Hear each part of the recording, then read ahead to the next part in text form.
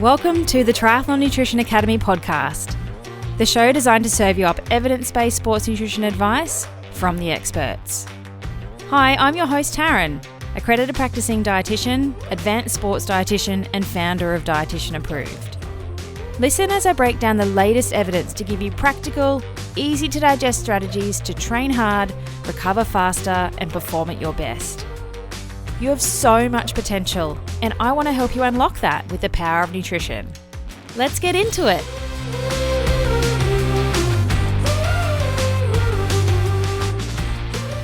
Welcome to the second last episode of the Triathlon Nutrition Academy podcast for 2021. I've called it the shit show that was 2021 because, well, basically that's what it's been. It took me a while to sit down and record this episode, actually. It took me weeks to remember all the things that have happened. And this episode's not going to be my usual sports nutrition, practical, evidence-based advice for you. This one's definitely more personal, but I want to take you behind the scenes a little bit at Dietitian Approved and the Triathlon Nutrition Academy and just give you some insight into what's been happening. Also, the lessons that I've learned for the year, maybe some of that will help with your journey too. So I hope you enjoy it. Does anyone else feel like Christmas started really early this year? Come the 1st of November, people had their trees up. I've saw people wearing Christmas earrings and crazy head decorations on Instagram. I've seen kids wearing Christmas outfits in November. I don't know, I'm in two minds. I don't think we should spread Christmas across 3 months. But also I think it's just a testament to the fact that people are done with the year and are ready for Christmas. So why not start the celebrations early? I, for one, am looking forward to a really good break this Christmas. We haven't had a holiday all year, and that's one of the things that I'm going to talk about with what I've learned. But I've actually really enjoyed seeing the Christmas spirit come early because I feel like people are starting to relax and wind down earlier this year than the usual massive Christmas rush that happens all the way up to the day before Christmas. Now, I'm not going to go and dig up all the negative shitstorm that happened this year. Not because I don't care, but just really because I don't think we need any more negativity in the world, and I, for one, don't need to rehash it. I'd rather stay positive, but I just want to recognize that so many people have had a tough year. In our triathlon world, lockdowns continued, all of our races kept getting postponed or cancelled. It was so much uncertainty about what was going on, which is really difficult when you're trying to train for, say, an Ironman. And you do a 20-week build and then the week before or 2 weeks before your race gets rescheduled. And so that can be really quite challenging for a lot of people, including the people that have families or work commitments. So I just wanted to put that out there in the world that hopefully 2022 is on the way up and we can go about living normal lives without the uncertainty of what's happening with events. A couple of highlights for me for the year were definitely the Olympics. I know it was a bit controversial that it went ahead, but hey, it provided a great distraction. It banded the country together. And for triathlon, it was our debut of the mixed team relay, which is pretty cool. And I personally got to work with some of the athletes that were over in the Olympics this year, not in their Olympic lead up, but in the past. And so it was so exciting for me to see people that I knew toe the start line on the world stage. How cool is that? So that was definitely a highlight for me. Personally, from a business perspective, I launched the Triathlon Nutrition Academy program, which I've been trying to do for years. COVID was a definite handbrake in that. But yeah, I'm so pumped that 2021 was a year that got out into the world.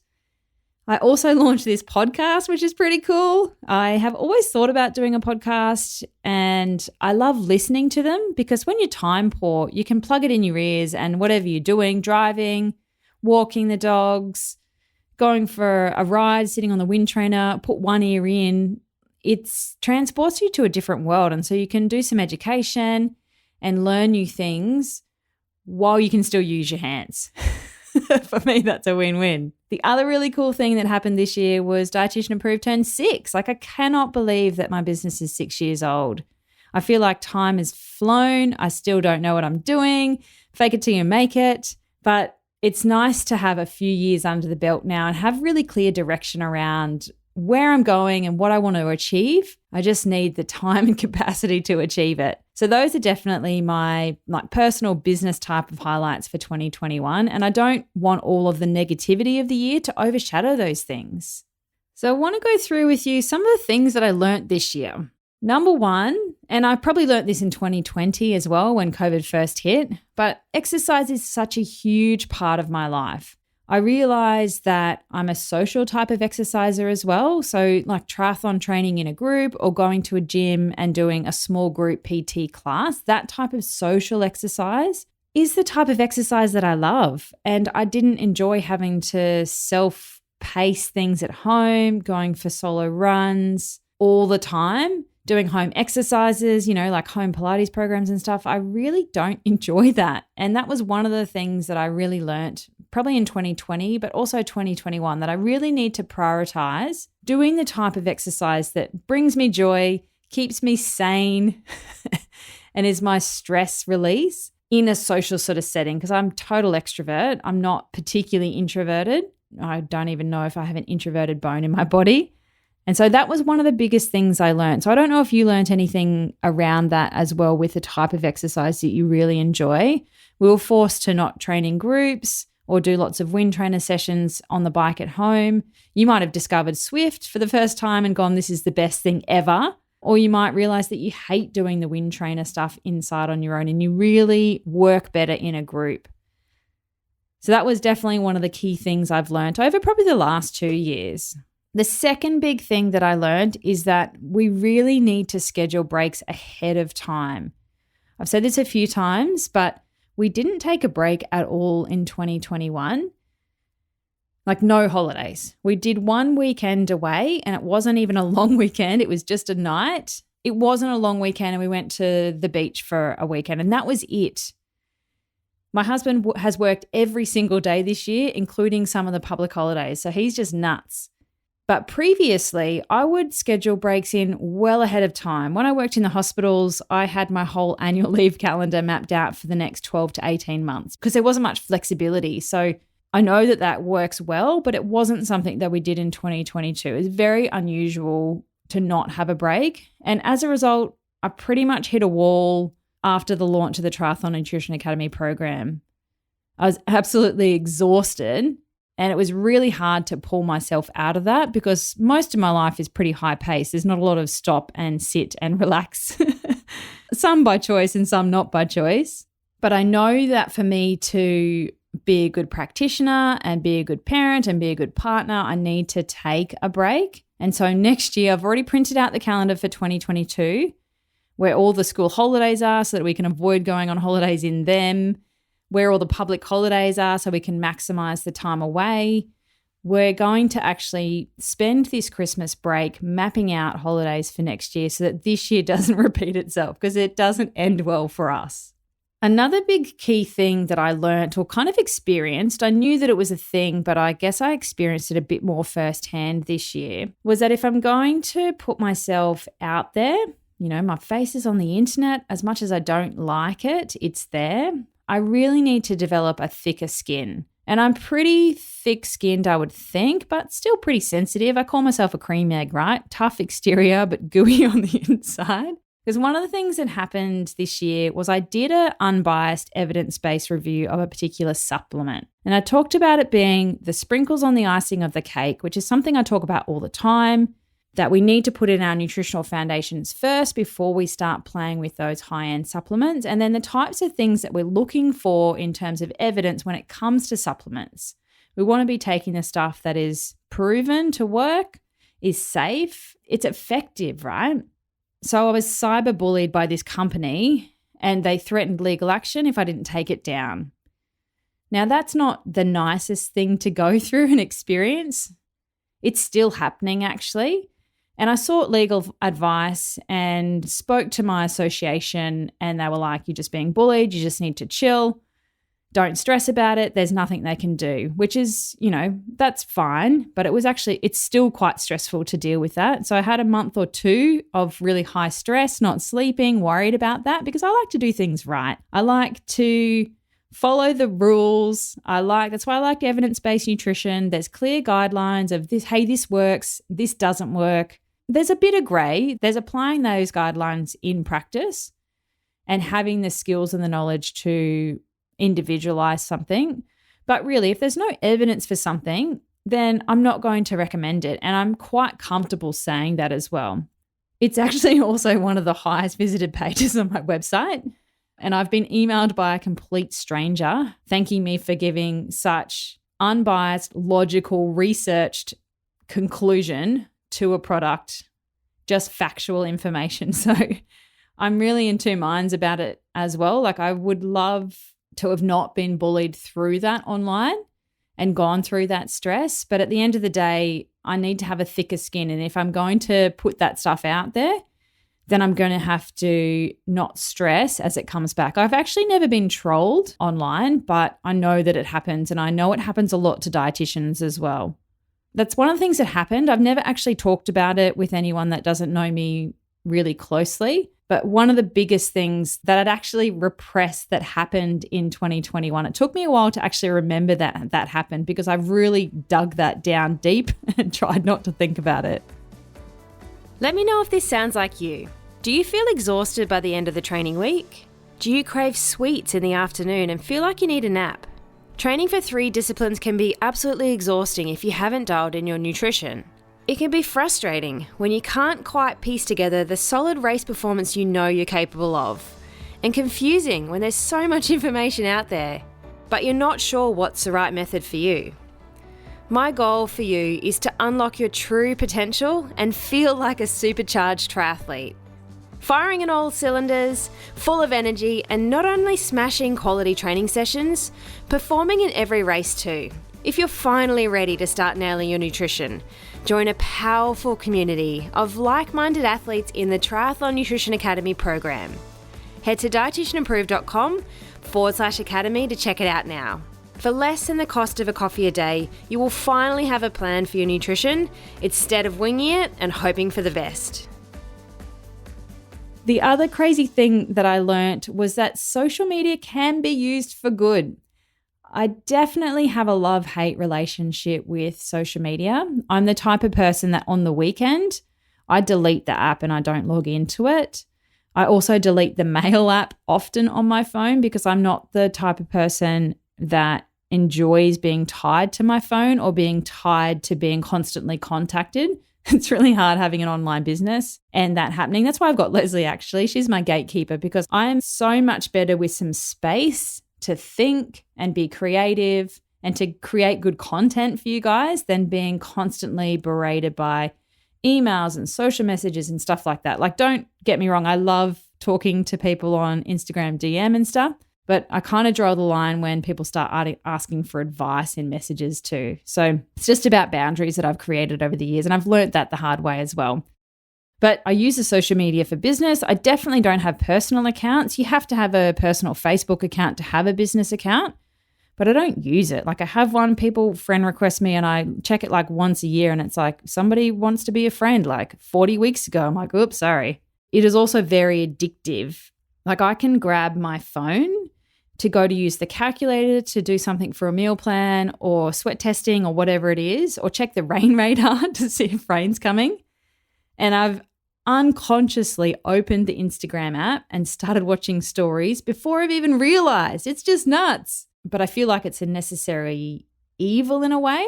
But this year it was used for good. We had our car stolen at the beginning of the year, I think in March. They broke in, stole the keys and stole the car. And so we woke up to having our car missing, wallets missing, all those sorts of things. But what I did was I posted it straight away onto social media, and it got shared so far it's not funny. It's like the first time I've ever gone viral. And it was found that day, thanks to the power of social media. It got shared so far that somebody sent me a message and was like, hang on a minute, I've seen that car parked off the road in a really obscure place, and sent me a message. So good, so good. So social media can be used for good. It took us about 3 months to actually get the car back after that. The mechanic or whoever had it, I think they just dicked around for like 3 months, because they must get paid for how many days they have it. But anyway, thanks to Instagram, we found it and we got it back. We were just without a car for about 3 months. The other big thing I've learnt this year is that you need to make sure you get council approval to use the park for sweat testing. Again, not something I've ever talked about with anyone that is not really close to me. because I like to follow the rules and do things right. I've looked into it. If you have less than 10 people, you can use parkland for commercial reasons. The only information on the internet's about personal training, and I'm not doing group training. We're doing sweat testing. Anyway, so somebody actually called the cops on me at a sweat testing session this year because I thought I was being dodgy, because I've got syringes that the sweat patch goes into just to wait for me to analyze it. And people were kind of ducking in and out of the toilets and stuff. So, like, sure, if you had no idea what was going on, it might look a bit dodgy. I don't really think I look like a dodgy type of character, though. I had my work shirt on. Like, we had a great time. Everyone was happy. Don't think it looks like people are shooting up in the toilets. But anyway, someone called the cops on me because they thought I was being dodgy and involved in illegal activity in the park. And the cops didn't arrive, and I didn't actually find out about it until way after. Like, that person didn't come up and say, hey, like, what are you doing? It was just a sly photo, maybe when I went to go to the toilet or put the stuff in the rubbish bin. And it wasn't until council followed me up later that they were like, what are you doing? I'm like, dude, nothing. It's all good. It's all chill. So if you are out there and want to use the park for a commercial reason, just make sure you get council approval. It's all good. So they're the few things that I've learnt this year. I've learnt so many other things, but they were the big ones. And maybe I've repressed some of the more smaller things, and so I can't actually think of them. It's taken me a few weeks to kind of remember everything and dig it up again, but they're the main things that happen in 21. Some definite highs and some definite lows. And I'm really looking forward to 2022 being a fresh year. And I've never really felt like that before. I'm not a New Year's resolution type person. I like to enjoy each day as it comes. I try not to wish time away because it just goes so fast. But I am actually really looking forward to 2022. So some of the things that I'm going to do in 2022, I'm going to let you in on a little bit of an insider secret about what the plans are, and we'll see what life throws at us next year. So the biggest thing that I'm going to do is finesse the Triathlon Nutrition Academy program and really just focus on continuing to support my athletes that are in their quest to be the best triathletes they can be, helping them to unlock their true potential with the power of nutrition. So that's my sole focus for next year. The doors will open again at the end of January, once I've had a chance to reset and relax and get my brain fully functional. And everyone's had a chance to come back from their Christmas holidays as well. So if you're interested in joining the Triathlon Nutrition Academy next year, then definitely join the wait list. I'll pop the link in the show notes, or you can jump on to dietitianapproved.com/academy if you want to go and check it out, because there'll be a special bonus for those people that are on the wait list and join next year too if you're interested. On the cards next year, I'm also going to go deeper into this wonderful world of podcasting. I've got no idea what I'm doing. I don't know if you can tell. I have an amazing media production company that help me with editing. And next year, I'm looking forward to them helping maybe with a bit more of the strategy of how to actually do it. I've just been winging it, which is fun, and I love doing it. But maybe there's some things that I can do a bit better and help you actually get the information that you want to know. So if there's any requests, let me know. Send me an email. You can drop me an Insta DM. I'm not going to check it over Christmas though, so I'll get back to you in January. That app's being deleted off my phone. But send me an email. I'll pop the link to email me in the show notes, or you can put through a contact request form on their website as well. And the other big rock that I'm going to work on for 2022 is really just fine-tuning the package offerings that I've got for new clients. There's 3 packages, and it's the only way to see me one-on-one to start with.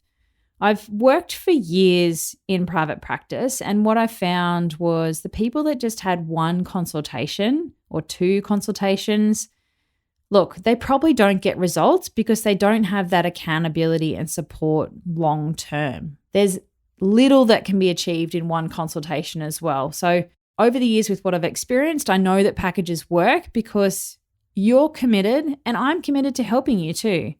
And sometimes you need to commit to yourself to actually get what you need. You might think you need something, and I'll help you with that. But there's also things that you don't even know you need until I've told you about them.